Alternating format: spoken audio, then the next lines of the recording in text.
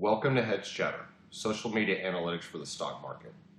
In this brief presentation and overview, we're going to go through a few slide decks to understand the methodology, the technology, and exactly how HedgeChatter uses social media and predictive analytics to determine new moves within stock prices.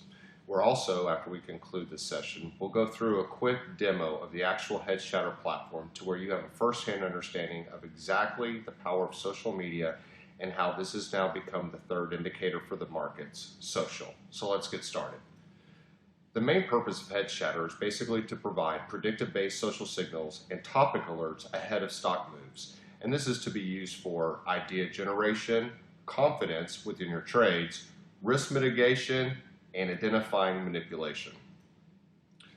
HedgeChatter is made up of co-founders with backgrounds in tech development, DoD, military decision algorithms, big data, NASA, Yahoo, Zynga, and of course, hedge fund portfolio managers. In 2014, HedgeChatter was named one of 100 most brilliant companies by Entrepreneur magazine. So what specifically do we do? HedgeChatter mines social data for intent.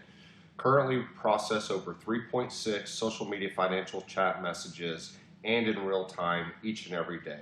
What we're doing is we're looking for and understanding the relationship about the stocks people are talking about potentially getting into and where they think stocks are actually going to move to. And then we correlate this to how often they're right or wrong. And we do this by determining is there an uptick or downtick in the stock price over the next 24, 48, 72, and 96 hours. Social could be used for intraday trading, but for the purposes we found we have basically a 3-month window into price moves, and we know that usually within the next 4, 5, 6 to 10 days when our alerts are generated, that's when we see the significant move. So again, this isn't for intraday. This is something that you would do for a short-term basis, whether your position is long or short, and this will be for over the next 4 days to 3 weeks to even up to 3 months. So basically our workflow, we aggregate the data, we then filter the data for noise. In other words, if someone's discussing Ford, are they talking about the Ford company or are they talking about Tom Ford, the fashion designer? We basically eliminate that noise because we know that doesn't really have a strong relevance into the actual stock moving one way or the other. We also do reputation indexing. So we're understanding how do people look at the other people around them to determine should they follow them or not.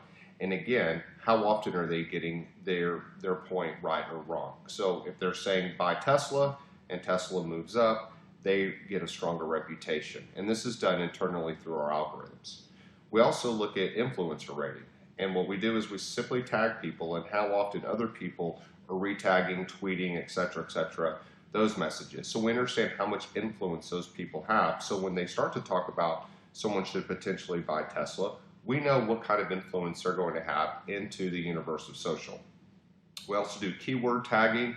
We've also built our own sentiment analysis engines. So basically we're processing this information depending on what they say, how often they are saying it, and we're basically reducing that into 5 buckets.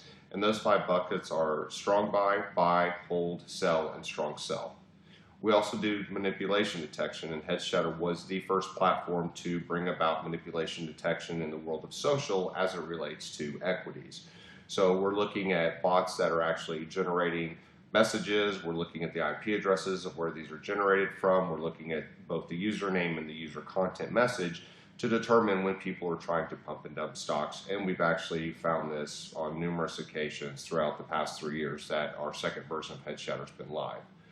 Now, the last piece is extremely important, price correlation. So we're not too concerned if a lot of people think something is going to do something. We're looking at, did it actually do something? And then we're building historical templates on each and every user that's actually saying buy or sell. So collectively, we have a strong understanding of when they think something's going to move, how often have they been right or wrong in the past to understand that we know we have a predictive signal here. So for us, basically, this workflow results in topic servicing where we're able to see into the alerts themselves to understand what people are concerned with as it pertains to the market. We're able to determine the market direction from that. So we know when we have a downside risk indicator, we know in the next 24 hours to 3 weeks that the major indexes in the US are going to pull back anywhere from 1 to 4%. We're also able to determine stock price direction. So in other words, are we getting a buy signal or are we getting a risk signal? And those will determine, based on those indicators, if the price is going to move north or south. And then again, we identify social manipulation, which is extremely important because if you're receiving a buy alert on a particular security, however, the manipulation is over 55% and has done so each and every time on its past alerts, we know there's some issues. And again, we'll go into that in just a moment. So within topic identification, we're able again to understand and see exactly what's happening. So here, it may be a bit small on your screen, but we're able to see back on 6/19/2015, we had a downside risk indicator on the market itself. And when we dug into and surfaced those topics, we're able to find that energy sector, the main comments and concerns were that oil was oversold, and in the financial sector, we were seeing that Greece will default, Greece banks most likely to not open on Monday. There's going to be a run on the Greece banks, billion being poured out of Greece or trying to get into Greece, et cetera, et cetera, et cetera. And then, of course, on 6/19 is when the alert occurred. 10 days later, the NASDAQ and Dow and S&P 500 dropped between 2 and 2.5%. And of course, the main headline that occurred that day, 10 days later, was Greece's debt crisis and stocks falling. And of course, that was 10 days before that took place. And so we're able to see and understand not only the fact that it looks like there's major risk and major concern in the markets, but exactly what people are focused on. And then, of course, what actually transpires. And we're able to see this ahead of the actual market correction taking place.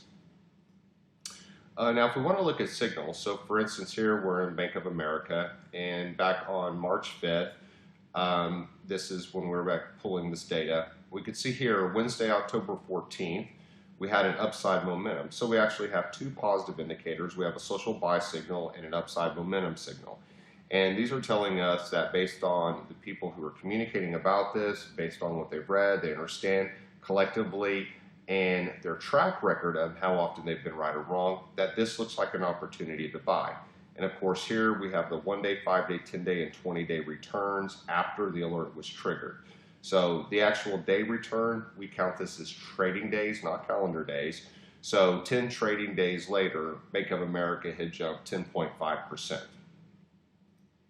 Likewise, we're able to see risk as well. So for instance, IBM, Monday, July 20th, 2015, we had a downside risk indicator on IBM.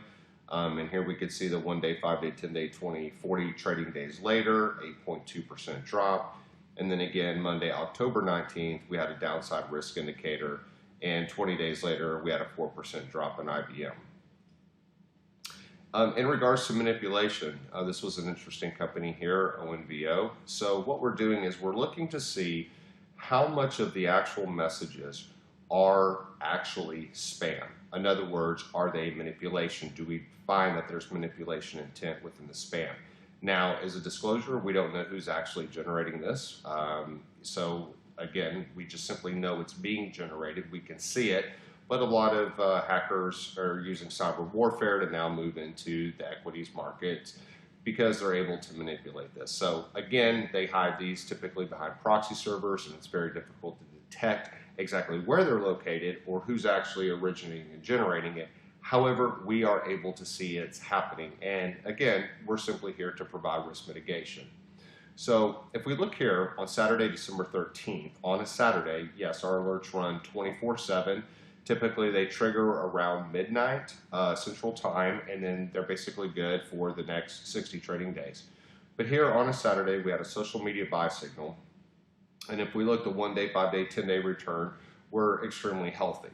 Now, the other thing we'll notice is on the day before, on Friday, December 12th, the spam chatter was at a 71%, meaning that 71% of the messages that we identified is actually being duplicate, spam, etc. So we knew that someone was trying to actually manipulate the stock. And again, so they're pushing out as much data as they can, and they're keeping it pushed, and they've generated so much data that it triggers a buy alert among other people who are communicating with each other in the markets, and then everyone's agreeing that this should be a buy. Again, we also see this here, Friday, April 13th, 2015. We get a spam chatter of 79%, which again, anything over 50, 55%, it typically indicates that someone is trying to throttle the stock. Again, it could be anyone, it could be some rogue organization. Again, we're trying to identify this. So here we can see that 5-day, 10-day, 20-day, even 40-day return are extremely high. And again, we have a significant amount of spam chatter. Now, what happens when we get a buy alert for this particular company without spam? So we'll go to that next. So here, Wednesday, December 31st, we actually received a social buy signal. And if you look here, the 1-day, 5-day, 10, 40, those are losses. Meaning, had you bought at this point here, when this buy signal was triggered, you could have ended up with 40 days later, negative 22% loss. Well, the interesting component here is you can see that the spam chatter was below 50%. So meaning there was enough manipulation to drive and trigger the buy alert, but there wasn't enough manipulation to continually support the indicator after it was triggered. So in other words, there was nothing to support the actual equity price up. Again, here, if we go back over 51%, here we're 71%. The alert is triggered, and then we could see that you have double-digit returns. Here, you have double-digit losses because you're underneath in spam. Also here, Thursday, April 23rd, a buy signal was generated, and if you see, the spam chatter was less than 40%. So meaning there was people who believed it, but there's really not enough market acceptance of the fact that this would be something that's going to head north over the next 10, 20, 40 days. And again, people said to buy. However, the challenge with that is there wasn't enough spam. So what this tells us is that anytime we actually have a buy alert for this particular company, and we actually went back historically and looked at this, and this held true, anytime we have a buy alert, but we have less than 50% spam, the stock will always come down. When it has over 50% spam, the stock will actually head north, meaning this stock is basically supported by spam. So again, this is something for risk mitigation. If you're looking to move into this and take a position, obviously you need to be aware of what's happening. Again, this is the power that social provides, and this can be used as an overlay to either fundamentals or to technical indicators, because again, we're measuring the intent of what's actually happening here. So with the product itself, HedgeChatter, again, these are screenshots in our presentation. You know, our platforms, we have an online dashboard that RIAs, wealth managers, and retail investors use. We also have an API that quant groups and hedge funds utilize. So we can filter by chatter volume, sentiment volume, stocks with accelerating positive or accelerating negative sentiment. We can look at sentiment analysis and manipulation analysis. And here in just a moment, we're actually going to move into an actual demo.